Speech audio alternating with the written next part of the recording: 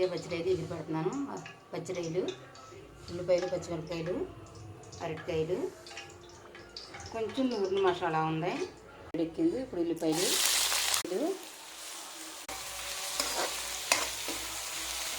వేగిపోయినాయి. ఇప్పుడు ఇందులో అరటికాయ ముక్కలు వేసేసుకుందాం.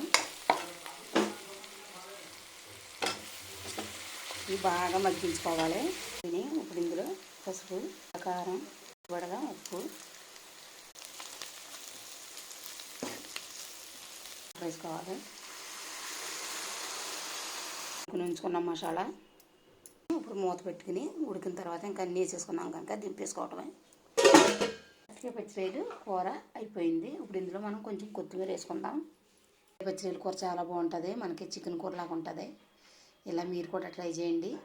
ఈ వీడియో కనుక మీకు నచ్చినట్లయితే లైక్ చేయండి, షేర్ చేయండి, కామెంట్ చేయండి, సబ్స్క్రైబ్ చేయండి.